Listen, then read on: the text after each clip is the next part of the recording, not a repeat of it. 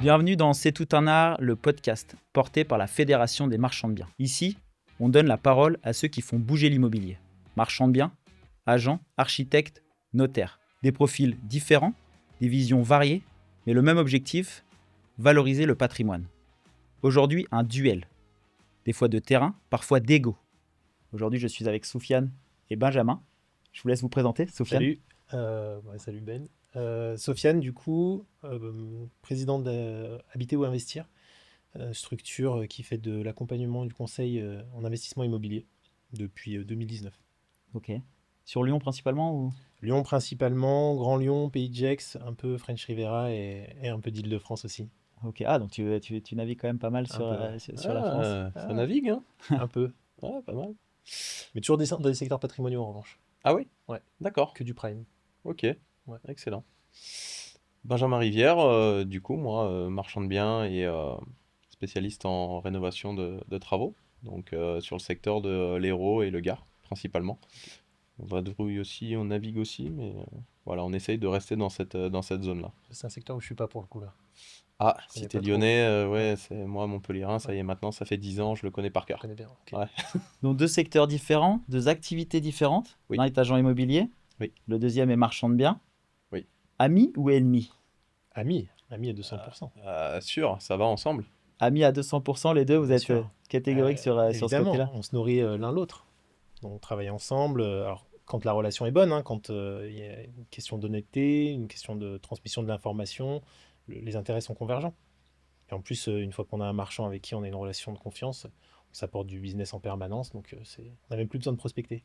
C'est beau ça. Et toi Ben, tu travailles souvent avec le même agent? C'est comment tu fonctionnes toi Il avec a, les agents immobiliers? il a parfaitement résumé le rôle d'un agent. J'aimerais que tous les agents soient comme toi d'ailleurs, qui comprennent Pas tous quand même, faut me Notre- laisser bosser. notre métier. Ouais, non, mais c'est voilà, des fois c'est un peu compliqué à leur faire comprendre, mais effectivement le marchand est un peu mal vu, mais au final les gens ne comprennent pas qu'on a besoin d'un marchand et les très bons agents immobiliers le comprennent. Donc c'est pour ça que tu vois, tu as vraiment résumé la situation, c'est parfaitement ça en fait. Des fois on débloque des situations, on crée du logement, on crée de la valeur. Et les gens, en fait, ne le perçoivent pas. Ceux qui ne s'intéressent pas aux vrais marchands de biens pensent que tu es quelqu'un qui vient faire une plus-value sur le dos de quelqu'un, alors que c'est tout l'inverse. Ouais, clairement. C'est tout l'inverse. Et puis en plus, les biens, souvent, c'est des biens qui n'intéressent pas le particulier, donc sur lesquels tu vas avoir beaucoup de travaux. Il va falloir faire une revalo, il va falloir porter des c'est travaux un peu lourds, avoir une vision aussi. Donc ça, l'investisseur particulier tout seul, il va pas se lancer dans des choses comme ça. Sans marchand, tu te retrouves avec un parc dégradé. Effectivement, donc toi tu vois ça comme ça. Un marchand de biens, c'est quelqu'un qui va valoriser un patrimoine que quelqu'un d'autre pourrait techniquement pas forcément Clairement, prendre. qui va prendre du risque pour aller chercher de la valeur, qui va aller sur un produit sur lequel les particuliers n'iraient pas s'engager, parce que, un, ils n'ont pas la vision, deux, peut-être qu'ils n'ont pas envie de gérer les travaux. Toi, c'est vrai que si tu as cette casquette-là, en plus cette expertise de travaux, c'est tu as ça. la vision tout de suite sur un bien que tu vas voir, tu vas connaître les coûts. Les particuliers ont très peur des travaux quand même, hein. Quand tu leur parles travaux, tout de suite, ils imaginent partir dans des sphères, alors à la fois en termes de coûts, mais surtout en termes de termes de suivi. difficulté, de suivi. Les travaux, ça prend du temps quand on est néophyte, quand on ne connaît pas. Donc c'est vrai que d'avoir affaire à un professionnel qui gère ça pour soi, ça débloque pas mal de projets. Ouais. Et comment tu fonctionnes, toi, Soufiane, pour t'amènes des projets aussi à des marchands? Je pense que toi-même, Ben, il y a des marchands de biens des marchands de biens, des agents immobiliers qui doivent t'apporter des projets de temps en temps. Ouais, c'est ça. Quelle typologie, toi, de projets tu cherches? Dans quelle tu as des typologies particulières ou tu as une niche dans laquelle tu travailles le plus? Oui, déjà, il faut que ce soit de l'existant pour que Ok. je puisse créer de la valeur, faire des travaux. Et bien souvent, j'ai un carnet d'adresses d'investisseurs qui, eux, veulent du clé en main. Un très bon investisseur, en fait, comprend la valorisation de son bien en achetant nu et en faisant les travaux. Ça crée du déficit foncier, donc voilà. Mais encore une fois, un très bon agent a aussi son carnet d'investisseurs. Un investisseur, il n'est pas pressé. Un investisseur, c'est quelqu'un qui veut recevoir un coup de fil quand il y a une bonne affaire. C'est ça un vrai investisseur. Et c'est ça le rôle clé d'un agent immobilier. Un agent immobilier, il a un carnet d'adresses. Voilà, ah ben, ce produit-là, je sais qui ça pourrait intéresser. Voilà. Et un marchand de biens, lui, c'est pas son rôle de vendre. Donc c'est pour ça que on est vraiment amis sur la relation. Mhm. parce que l'un et l'autre, on a besoin. Et l'agent immobilier appelle un marchand de biens quand l'opération est que pour un marchand de biens. Par exemple, quand tu es en DPE F ou G, qu'il faut faire de la division, créer des compteurs Enedis et tout ça, ou est-ce qu'il y a plus de difficultés pour un investisseur et qu'il faut sortir aussi les fonds rapidement, il va de suite s'orienter vers un marchand de biens. Donc c'est pour ça que c'est un agent immobilier pour moi, en plus Sofiane, très bon. Donc C'est gentil. non mais c'est vrai, c'est qu'il faut connaître son secteur, il faut connaître la valorisation du bien, l'intérêt du marchand, et pour moi les deux vont ensemble, quoi. Je te trouve vachement sympathique avec l'agent immobilier parce que souvent les marchands, il y a quand même un truc entre l'agent et le marchand. Est-ce que par exemple, toi, ou comment vous fonctionnez pour estimer la valeur de sortie des biens? Parce qu'il y a quand même, il y a l'entrée, effectivement, à l'acquisition, mais il y a surtout la sortie, Alors, ce qui importe souvent. il y a plusieurs process. Alors, tu peux faire des méthodes par comparaison, tu peux faire des méthodes de valorisation. Ce que tu disais, quand tu as des investisseurs, tu peux aller en fonction d'un mode Le rendement. d'exploitation, de rendement, etc. Donc, ça dépend des actifs. Pour du résidentiel, c'est plus simple que pour d'autres actifs. Maintenant, il y a des choses qui sont importantes dans la prise en compte. C'est le coût du plateau à la base, dans le cadre Hmm. de ce que tu proposes, par exemple. Le coût des travaux derrière, tu regardes l'enveloppe globale. Est-ce que ça correspond au prix du marché? Alors évidemment, ça va pas être le même prix que l'ancien, puisque sur un bien qui est rénové, tu peux pas avoir le même coût que sur un bien lambda. En revanche, il faut pas que ce soit 30, 40, 50% plus cher. Tu vois, ça fonctionne pas. C'est ce qui se fait pour des promoteurs rénovateurs, comme on les appelle aujourd'hui, qui achètent des immeubles en bloc et qui revendent. Ce matin, on m'a proposé un dossier dans une ville où le prix moyen est à 2500, ça sort à 7000. Ça, je peux pas le présenter à des clients. Ah, C'est compliqué, impossible. Je les effectivement. envoie dans le mur direct. Ouais. Donc, euh, il faut trouver l'équilibre entre la création de valeur, la marge qui est nécessaire pour le marchand, parce qu'il apporte quand même un travail important. Il y a différents opérateurs, différentes personnes dans la chaîne d'opération, et le prix de sortie qui soit cohérent pour l'acquéreur. Ok, donc toi, tu travailles vraiment, toi, tu analyses vraiment l'ensemble pour le marchand de biens. Tu fais vraiment une Moi, analyse j'analyse pour le complète. marchand, mais comme j'ai la vision sortie derrière, Ok. j'analyse pour que les deux convergent. En fait, l'opération, elle ne peut fonctionner que si l'offre rencontre la demande. Pas la demande seulement, mais la demande solvable. Si tes prix sont complètement déconnants, faire des grilles de prix pour faire des grilles de prix, ça sert à rien. Non, mais c'est souvent le Donc, cas. C'est ça, c'est ça. L'agent immobilier peut potentiellement te faire une grille de prix qui te fait plaisir, entre guillemets. ça n'a aucun sens. Moi, je suis là pour dire, aujourd'hui, la profondeur de marché, je prends sur une ville, par exemple, comme Lyon, c'est les petites surfaces, les T1, les T2, parce qu'on a une forte demande sur ça. En plus, le PLU, je radote parce qu'on en parlait juste Ouais, avant, ouais, mais juste avant, ouais. le PLU fait en Si, si, mais sorte que c'est c'est important. devenu très compliqué aujourd'hui de créer cette typologie de surface. Donc, on va avoir en plus une raréfaction de ces biens. Aujourd'hui, les demandes, elles sont là-dessus. On sait les prix de sortie et on connaît la liquidité. Après, on va pas vendre 10 000 euros du mètre dans un quartier où ça vaut 6 000 de base. Tu vois, c'est pas possible. Effectivement, et donc tu donnes ton avis aux marchands. En héros, c'est pareil, vous avez les mêmes problématiques liées à la surface des lots, on va dire, par rapport à Lyon. Est-ce que c'est... Non, en fait, bon, sur Montpellier, il y a l'encadrement des loyers. C'est assez compliqué parce que dès qu'on divise, il faut de suite une place de parking, même en plein centre. Donc, moi, sur Montpellier, je suis pas très fan. On est vraiment très, très, très encadré par le PLU, encore une fois. Donc, moi, je vais sur des villes en fait qui sont porteuses, comme Béziers. Béziers, c'est vraiment une ville de cœur. Notamment aussi, je suis la rénovation que la mairie fait sur Béziers et toutes les statistiques, ça c'est très très important. Et Béziers, ça fait 10 ans que c'est en valorisation constante. Ils étaient à 75 000 habitants, ils sont passés à 82 000 habitants. Ok. Donc ça, pour moi, c'est une donnée et c'est surtout la rénovation entière de la ville. Donc l'immobilier, c'est pareil, ça a pris 50% en 5 ans, c'est quand même énorme. Bon, il y a eu la bulle qu'on connaît tous, hein, sortie de Covid, mais c'est quand même énorme et surtout que en termes de ville, c'est une ville hybride. Je m'explique, quand je dis hybride, c'est qu'on peut faire autant de la location longue durée, de la location commerciale, de l'Airbnb. C'est très bien vu. Vous appelez la mairie pour dire que vous faites de l'Airbnb. Eux, ils sont tellement contents d'avoir des touristes dans leur ville. Donc là, c'est vraiment cette typologie des biens, c'est pour monsieur, madame, tout le monde. L'investisseur, il comprend. Et au niveau des prix, on est, nous, marchands, juste en dessous du marché. Ce qui Ok. fait que l'investisseur se positionne très vite. Ok, ouais, donc ouais, je comprends. Donc tu regardes quand même la démographie, Tout à fait, l'évolution dans les tout choses, à et fait. si la commune, la ville, vraiment, Oui, oui, puis t'as pas que la démographie, tu as aussi le revenu par habitant, enfin il y a plein de choses il y à a plein de voir. La paramètres. solvabilité des ménages, quelle est la typologie de biens, est-ce que c'est plutôt des jeunes actifs, est-ce que c'est des étudiants, est-ce que c'est des familles, et en fonction tu vas faire ta granulo sur ton opération. Donc ça, sans commercialisateur, un marchand peut pas le savoir. Si le marchand, en plus s'il investit dans plusieurs villes, il faut absolument qu'il ait un relais local qui lui dise, bah voilà, aujourd'hui ce qui fonctionne sur les 3, 4, 5, 6 derniers mois. Voilà la data, voilà ce qu'on a sorti, ce qu'on a vendu, les appels qu'on a, c'est pour telle typologie de biens, et là, ça fonctionne super vite. D'ailleurs, c'est pour ça que la plupart des marchands travaillent en précom, en fait. Quand tu as un agent IMO avec Tout qui le tu temps, travailles, tout le temps. voilà, les biens, ils sont en précom, ça part, et avant même d'avoir financé ton opération, Tu vas presque. tu donnes tes compromis à la banque Ouais, ou à tes c'est partenaires financiers, tout le c'est temps, top, ouais, quoi. c'est comme tu dis, tu vois, c'est pour ça que je te dis que c'est un bon agent. Tu vois, j'ai un hôtel là, à côté de Montpellier, dans une ville qui s'appelle Lodève. Là, on a présenté notre projet à la mairie, à l'urbanisme, voilà, on n'a rien caché, hein. On leur dit on rénove un hôtel, on fait 16 lots spécialement pour des seniors, et on avait analysé toute la data avant, en fait, pour savoir que qu'est-ce qu'on fait de cet hôtel. Parce que ben, moi sur Montpellier, j'ai un peu de relations, on m'appelle, on me dit cet hôtel il est à vendre et tout, je dis bah ok, je fais un tour, et puis bon, je connaissais déjà le mari, donc j'ai esquivé les frais d'agence. Ça, c'était plutôt pas mal, 80 000 euros.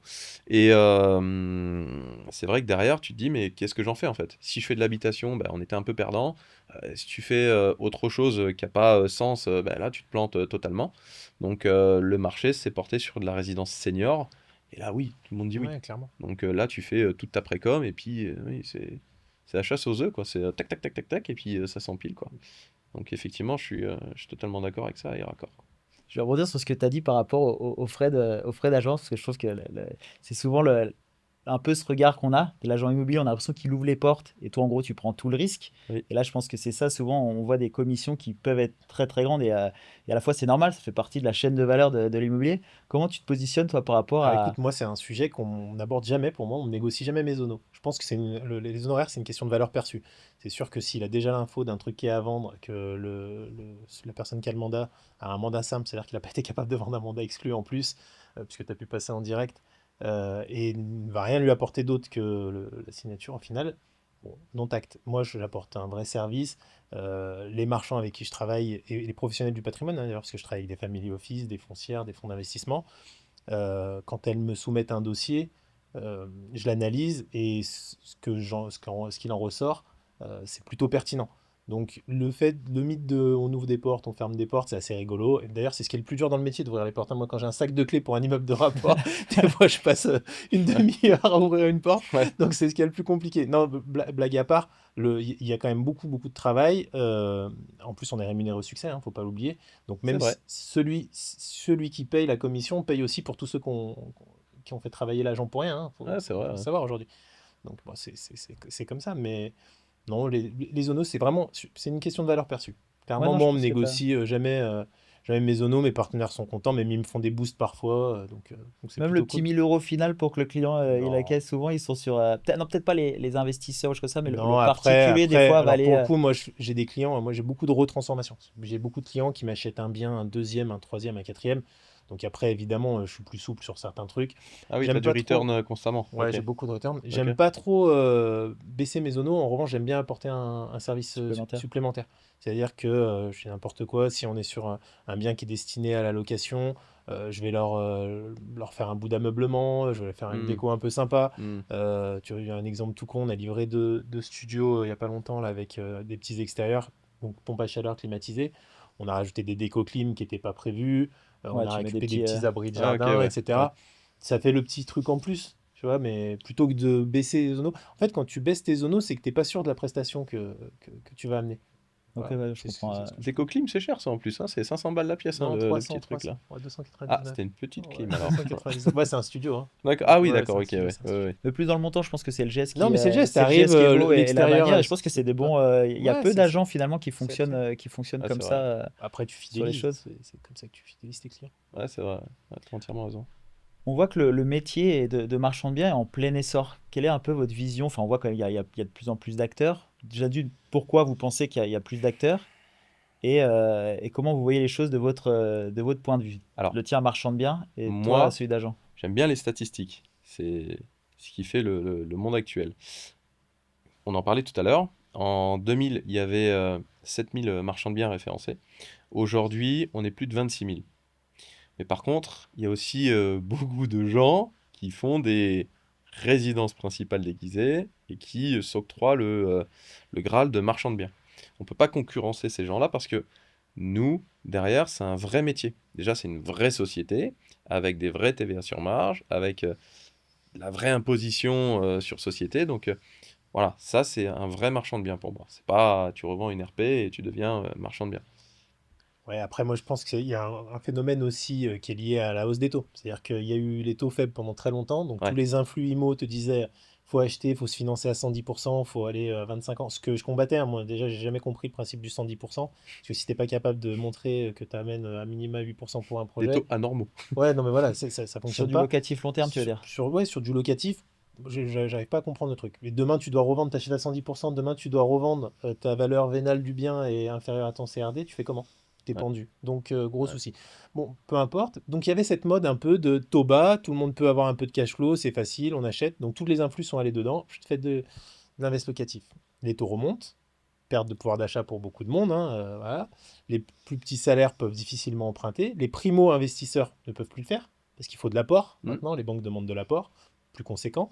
Et donc, ils font quoi? Ils disent, bon, bah, en fait, l'invest locatif, c'est nul. On a trouvé le truc qui est top, c'est l'achat-revente.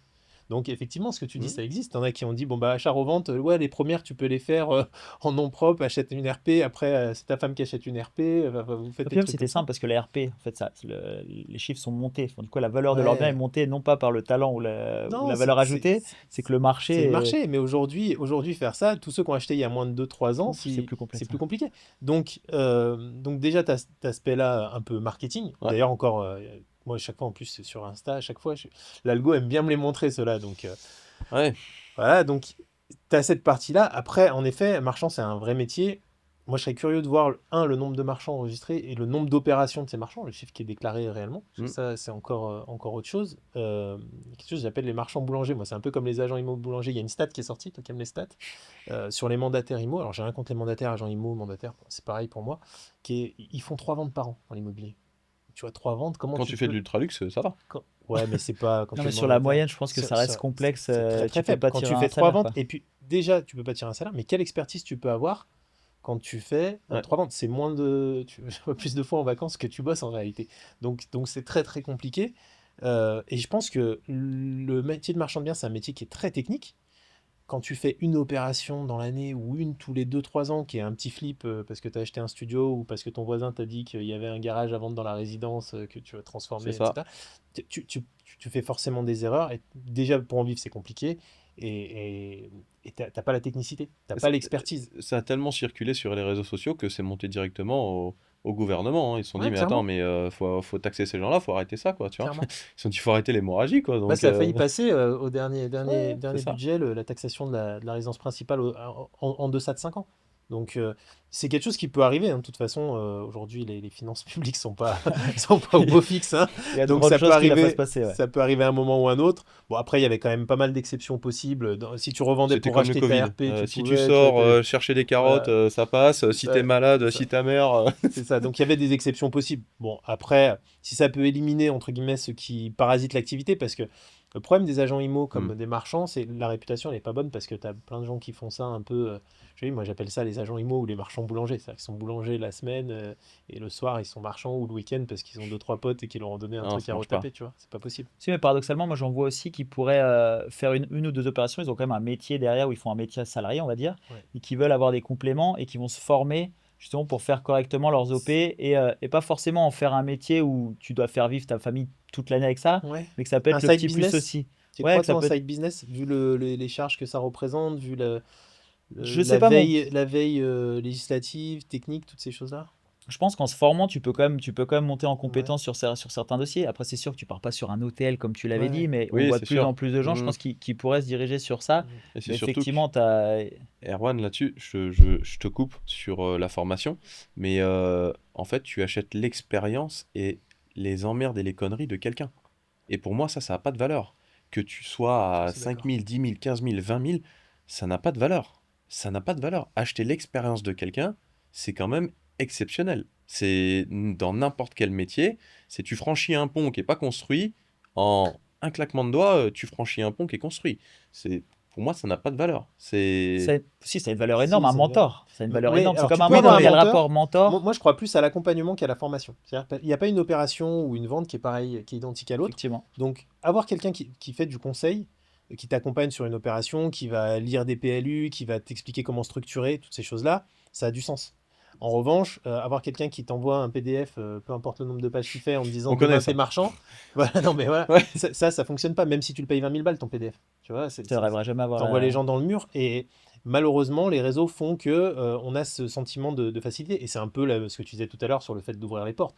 Moi, si mon métier c'était d'ouvrir les portes, j'en ouvrirais pas beaucoup, j'en ferais une ou deux par jour et je resterais toute la journée à la salle de sport C'est ça le ou problème. aller me Ouais, balader, tu vois. T'as entièrement raison. Il est bon, hein. Il est bon, hein. Non, mais C'est- enfin, mais vous c'est la maîtrisez T'as tous les deux. entièrement raison parce que sur les l'autre. réseaux sociaux, les gens voient plein de marchands de biens à Dubaï qui réussissent, bizarrement. Ouais. Donc c'est pas la même imposition, c'est pas la même formation et c'est pas le même accompagnement, tu vois. Pour devenir marchand de biens, il faut du terrain. Donc il Ouais, faut de clairement. l'accompagnement sur Et place. puis, il faut que tu aies des assurances, il faut que tu aies une veille législative, il faut que tu payes. Enfin, tu as plein de choses. Tu as une vraie structure autour de toi. Ouais, Quand, c'est ça, ouais, tout à fait. Non, c'est un métier qui est complexe, je pense, puis qui est quand même risqué. Enfin, tu peux quand même... qui est méga risqué. Quand tu signes un prêt avec une caution perso, c'est plus qu'un risque, Ouais, non? c'est ça, ouais, le notaire c'est quand clair. il te dit faut mettre 40 000 en séquestre, tout de suite ou demain. Non, il y a ça, le risque sur les OP. Non, je pense qu'il y a vraiment quelque chose. Là, pour rebondir un peu sur ce que vous dites, le marché a quand même un peu changé. Enfin, il y a quand même une période qui a été les taux ont augmenté, Ouais. comme tu as Oui. dit. Oui. Comment vous l'avez vécu, toi, de côté agent et toi, Ben, plutôt côté marchand? Quel était le... Côté marchand, c'est simple. Moi, j'ai vu les investisseurs locatifs venir directement en marchand. Et ne serait-ce encore là, hein, j'ai passé 2 jours à Neufchâteau avec 2 investisseurs, des très gros investisseurs. Hein, c'est des gens qui font des OP à 800 000, 1 million. Donc pour des investisseurs, c'est quand même high level. Et je lui dis, écoute, voilà, on est amis, je vais passer 2 jours avec toi, je vais tout analyser.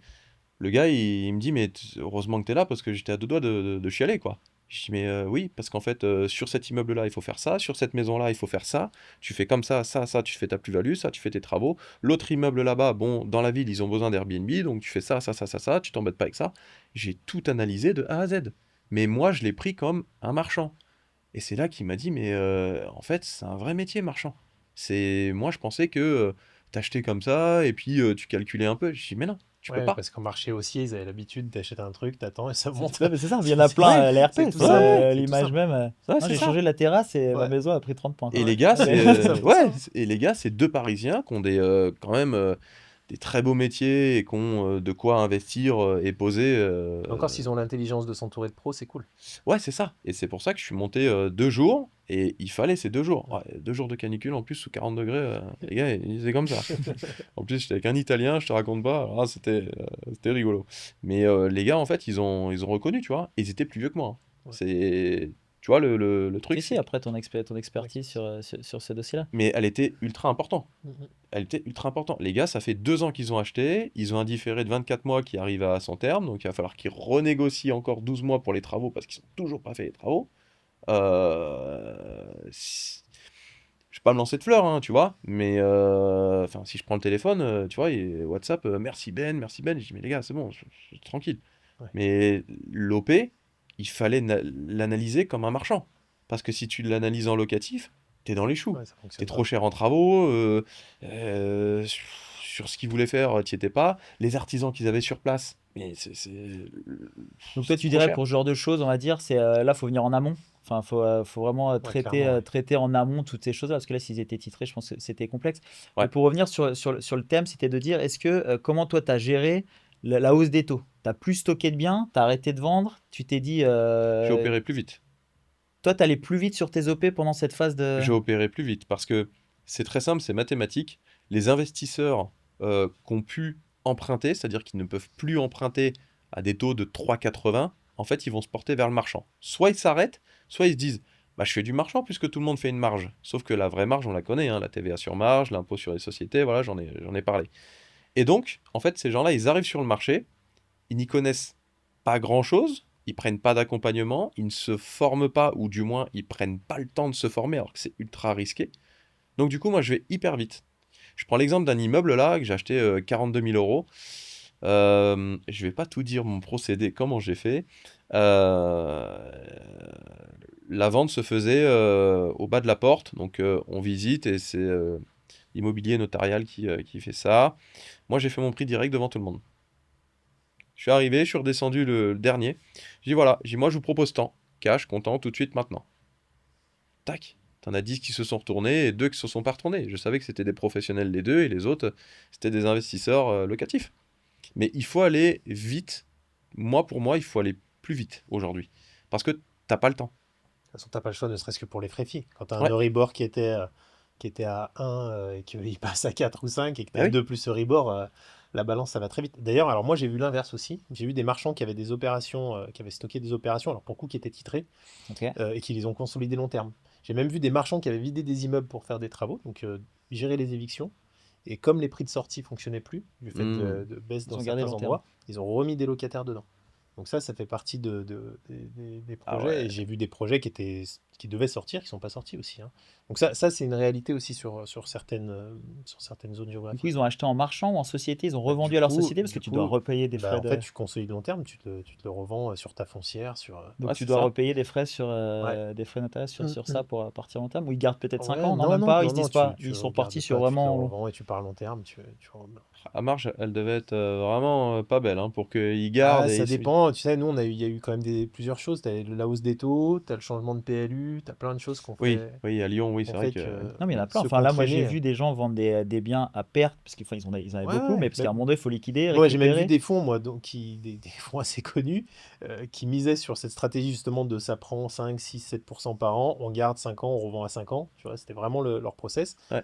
Ça a pas, sur les 3, 4 dernières années, ça n'a pas fait. Ils ont vendu, ils se sont coupés c'est pas le doigt, c'est le bras, hein. Ils sont Ah non, vraiment coupés il y a eu, fort. il y a eu une période Ouais. quand même On a eu compliquée. aussi ça, le stockage comme ça sur la région de Montpellier. Il y a des fonds d'investissement, comme tu dis, en fait, ils ont acheté des gros immeubles, notamment à Béziers. Béziers, c'est tout petit, hein, tout le monde se connaît. Il y a 82 000 habitants, mais tout le monde se connaît. Ouais.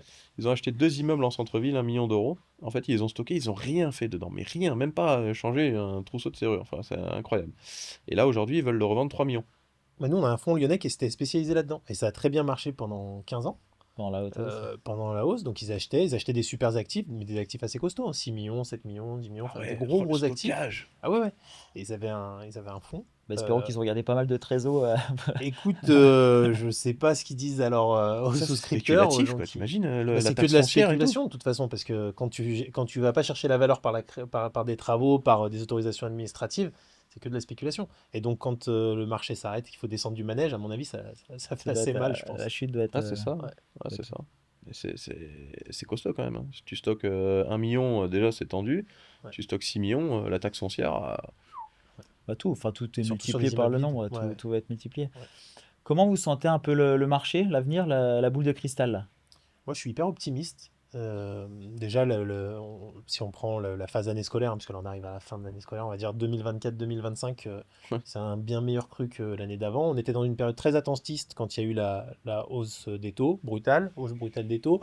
Tout le monde pensait que la bulle immobilière, alors j'aime pas trop ce terme, mais la bulle immobilière allait exploser. Bon, force est de constater qu'en réalité, le marché a corrigé non pas en baisse massive de prix, mais en volume de transactions. Mm. On est passé de 1 250 000 transactions à 800 000, 820 000. Là, on va être à 875, C'est peut-être ça. 900 000 à la fin de l'année, on verra. Donc, en gros, on a perdu 30-35% de volume d'activité. En revanche, les prix, ils n'ont pas baissé tant que ça. Il y a des régions même où ça monte. Tu Mm. parlais de Montpellier, tu peux regarder du côté de Nice. Lyon, on a beaucoup perdu. Lyon, on a perdu à peu près 10%. On avait pris 70% les 12 dernières années, donc c'est pas très très grave. Ouais, voilà. C'est plus un ajustement fallait même, qu'une il y a un moment que donné, il le l'explosion de fallait. la bulle. Donc les gens ont regardé un peu, est-ce que les actifs vont baisser? Moi, moi le premier, hein, je recevais certaines offres de personnes opportunistes, des offres à moins 30, moins 40. Je leur disais, mais en fait, ça n'existe Tu les pas. présentes quand même ou Les pas? gens- non, je ne les présente pas. Parce que Je les présente pas par respect pour la personne avec qui je bosse, je les présente pas. même Et puis les même- projets marchands, des offres de marchands, des fois qui Non, peuvent alors être agressives, après des fois une sur offre agressive justifiée, c'est différent. Un produit fini sur lequel on va te faire une offre, je fais n'importe quoi, un produit d'investissement par exemple à 200K que je vais présenter, et on va me faire une offre à 130, non. En fait, Oui, à un moment demain, donné, faut être je réaliste, l'achète au pire. Tu vois. Ouais. Non, mais Non, mais voilà. tu vois, donc, si c'est les soldes, pourquoi pas. Mais en revanche, une offre sur un actif où moi je pense que la valorisation, en tout cas l'agent IMO qui le travaille, est complètement déconnante. Si elle est justifiée, structurée par des coûts de travaux, par des coûts d'acquisition, par une valeur que tu crées, j'ai aucun mal à la présenter. Et d'ailleurs, quand une offre est structurée, elle passe. L'offre qui passe pas, c'est le mec qui te dit ça vaut 200, je t'en donne 150, tu vois. Voilà, c'est complexe. Quand tu Pourquoi, vois en qu'il y a fait la valeur ajoutée du marchand et que Quand toi, il y a la tu n'arriveras valeur, pas à le vendre finalement. Oui, et puis après, c'est pareil, c'est un bien qui est stocké pendant 1 an et demi. Forcément, aujourd'hui, il y a plein d'outils pour savoir combien de temps les biens ont été Ouais, c'est ça. Ouais. commercialisés ou pas. Bon, tu vois les baisses de prix en escalier, tu te dis jusqu'à quel moment il va descendre. Ouais. Tu tires la J'y vais. ligne comme ça entre les différentes baisses et puis C'est vrai. tu lui dis ouais, soit on attend 6 mois de plus et soit je vous fais l'offre tout de suite, quoi. Donc non, je suis hyper optimiste. Le volume est bien reparti, les clients sont revenus. Les investisseurs qui sont là, c'est les investisseurs. Alors il y a moins de monde, on va pas se mentir. C'est un peu moins la fête, mais les investisseurs qui sont là, ce sont les investisseurs qui sont motivés, qui sont solvables, donc tous les dossiers vont au bout. Ça, Ok. c'est quand même hyper confort. Ouais. Malgré les aléas législatifs, parce qu'on est quand même dans une période un peu anxiogène où on va augmenter ça, on va changer tel Oui, c'est vrai. Ouais. statut, Il nous etc. facilite pas la vie. Non, ils nous facilitent pas. Mais bon, en même temps, ils se facilitent pas la leur non plus, parce qu'aujourd'hui, ils sont pas crédibles du tout. Et donc, en fait, les investisseurs aujourd'hui ont décidé d'avancer quoi qu'il arrive. Et puis, l'immobilier, c'est long terme. Aujourd'hui, tu pars sur un mode d'exploitation. Demain, ce mode, il se Oui, c'est il ça. Dans durcit. tous les cas, tu L'idée, capitalises. tu capitalises. Et puis, l'idée, c'est de regarder la réversibilité d'un bien, comment tu vas pouvoir l'exploiter ensuite derrière, quels sont les aléas que tu peux. Moi, j'essaie d'anticiper les aléas pour les investisseurs, en fait. Leur dire, voilà, Ouais. aujourd'hui, si on l'exploite comme ça, peut-être que demain, tu vois, le LMNP, typiquement, Ouais. où on a pris en compte l'amortissement dans le calcul de la plus-value, ça, c'est des choses, on savait que depuis 2, 3 ans, 4 ans, chaque année, ça revenait.